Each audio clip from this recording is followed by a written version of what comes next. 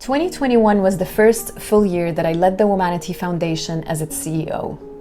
I started the year with much hope and enthusiasm. After all, 2020 was finally over. Vaccines were on their way with the promise of a return to a new normal. Our small team of committed, passionate, and talented women and men was growing, with 2 leaders in partnerships and communications who joined our team in January of 2021. Our small but powerful tribe was growing, and it was growing to deepen our impact across all of our programs and interventions at the Foundation.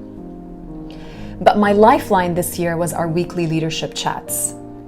It's the space that held us as we collectively created, problem-solved, shared challenges, checked in on each other, celebrated small and big wins, both personal and professional, channeled our rage at inequalities into powerful change, and sometimes it was also the space to hold our sadness, worries, and disappointments. It was also the space where I personally grew the most as a person and as CEO.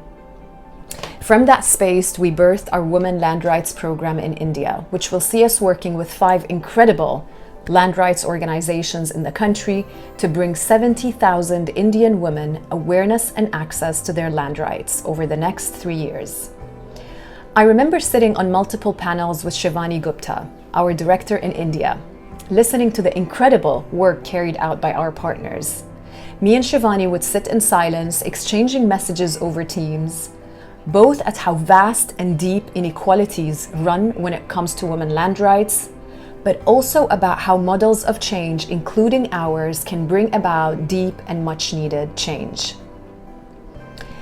That same space held us together when we saw our operations in Afghanistan come to a complete halt in August of this year. We had 600 girls enrolled in our Girls Can Code program in Afghanistan in March 2021. Girls with dreams, aspirations, and ambitions. One wants to be an economist. Another one wants to open a hospital for women and children, and yet a third one wants to be the president of her country one day. 600 girls with dreams, aspirations, and ambition. Our heartbreak, disappointment, and worry about the state of our team on the ground, our girl students, and the whole country took us some time to work through. But eventually we were rooted again in the commitment and the promise we made to girls in the country 14 years ago. We will stand with the right of education for Afghan girls and women, come what may. We also brought to life our 4th intake of Womanity Award, our Prevention of Violence Against Women and Girls program. After a meticulous year-long selection process, we selected 2 incredible partners in the Global South, whom we will work closely with over the next 3 years to scale and adapt programs and successful models of prevention of domestic and intimate partner violence. When I shared with Laura Somoji, our director for Womanity Award, how enormous the task at hand she has, she quickly shared back that it takes 4 generations to recover from every act of violence. That is enormous. And that is exactly why we spare no effort in our commitment to the elimination of violence against women and girls. This year also saw us spin off Khatira, our digital media platform that we co-founded in 2019 as an independent entity.